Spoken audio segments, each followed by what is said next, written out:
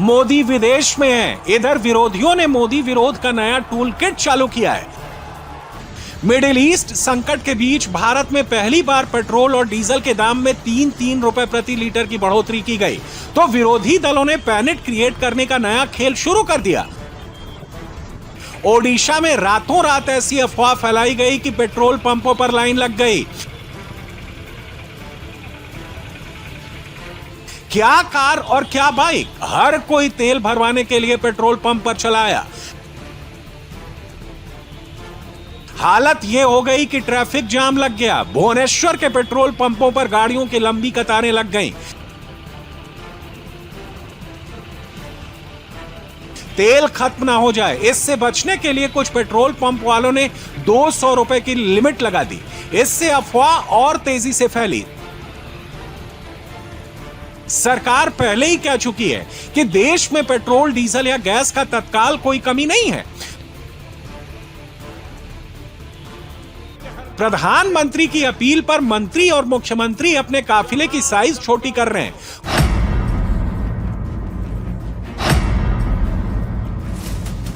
खुद प्रधानमंत्री ने अपने काफिले में सिर्फ 2 गाड़ियां चलाई।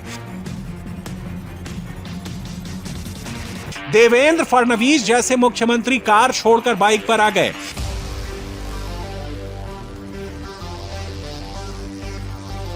दिल्ली सरकार ने 2 दिन का वर्क फ्रॉम होम घोषित कर दिया है। राज्य के मंत्री कार पूल कर रहे हैं। मगर मोदी के विरोधी पैनिक फैला रहे हैं। वो पेट्रोल और डीजल के संकट वाले स्क्रिप्ट लिख रहे हैं। इसके लीडर राहुल गांधी हैं। राहुल गांधी जब ये लिखते हैं कि वसूली किश्तों में की जाएगी, तो इसका मतलब पब्लिक को यह मैसेज देना होता है कि पेट्रोल और डीजल के दाम अभी और बढ़ने वाले हैं। राहुल के इसी मैसेज से कंफ्यूजन फैला है। नेता प्रतिपक्ष ने यह मैसेज तब किया जब मोदी विदेश में है। नरेंद्र मोदी ने बैक टू बैक 2 दिन तेल बचाने और 1 साल तक सोना नहीं खरीदने की अपील की। इसके बाद सरकार ने पेट्रोल और डीजल के दाम में 3-3 रुपए प्रति लीटर की बढ़ोतरी कर दी। सीएनजी की कीमतों में 2 रुपए प्रति किलो की बढ़ोतरी की गई।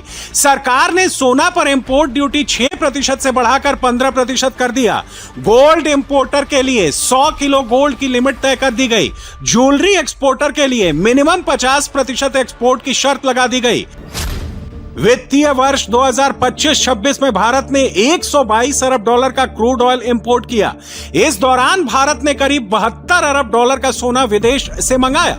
युद्ध से क्रूड और गोल्ड दोनों महंगा हुआ, जिससे इस साल इंपोर्ट बिल 1.5 गुना तक होने का अंदेशा है।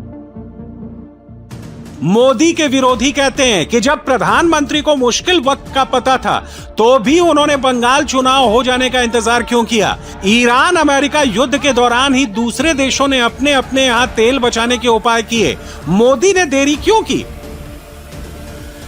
इन सवालों का जवाब मोदी की यूएई यात्रा में है। 12 साल में 8वीं बार मोदी यूएई यूं ही नहीं गए। मोदी ने यूएई से कई अहम समझौते किए हैं। यूएई सऊदी अरब के नियंत्रण वाले ओपेक से बाहर निकल गया है। यूएई अब तेल और गैस का स्वतंत्र खिलाड़ी बन गया है। यूएई का फुजैरा पोर्ट ओमान की खाड़ी में है। फुजैरा पोर्ट पर स्ट्रेट ऑफ हॉर्मुज की नाकेबंदी का असर नहीं है। यूएई का एडनॉक भारत के स्ट्रेटेजिक पेट्रोलियम रिजर्व में 3 करोड़ बैरल का योगदान देगा। भारत में तेल का संकट नहीं है। भारत में फिलहाल गैस का भी संकट नहीं है। सप्लाई लाइन सुधार ली गई है। संकट भुगतान का है, वो भी आज नहीं, आगे का है। गोल्ड और क्रूड का इंपोर्ट बढ़ने से डॉलर की डिमांड बढ़ी है। इससे भारतीय रुपया लगातार कमजोर हो रहा है। इसी हफ्ते $1 का भाव 96 रुपए तक पहुंच गया। ईरान युद्ध के कारण खाड़ी देशों की माली हालत बिगड़ी है। यूएई और सऊदी अरब में रहने वाले भारतीय अब तक खूब डॉलर भेजते रहे हैं। युद्ध के बाद बदले हालात में डॉलर में रेमिटेंस कम होने का संकट है। नरेंद्र मोदी ने यह सब सोचने के बाद ही पेट्रोल, डीजल और गोल्ड के इंपोर्ट का बोझ कम करने की बात की, मगर विरोधियों ने यह सब समझे बिना मोदी का मजाक उड़ा दिया। राहुल गांधी पिछले 12 साल में नरेंद्र मोदी से बार बार चुनाव हार रहे हैं, फिर भी वो मोदी को समझ नहीं पा रहे।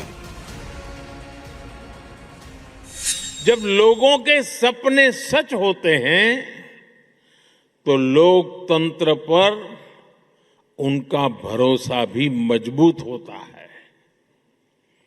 साथियों, मैं आपको हाल के विधानसभा चुनाव का उदाहरण देता हूं।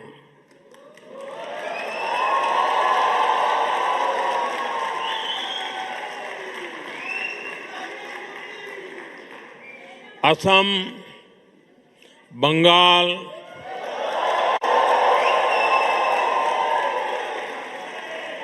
क्या झालमुड़ी यहां भी पहुंच गई?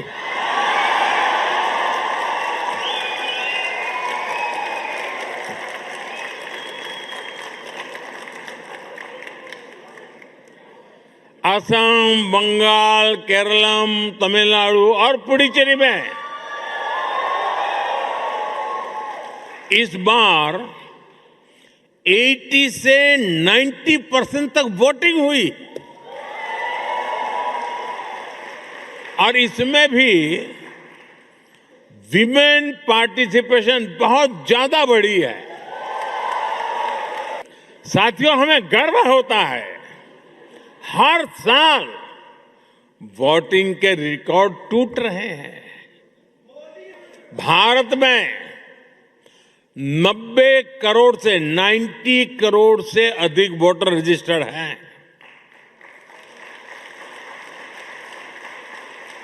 2024 के लोकसभा चुनाव में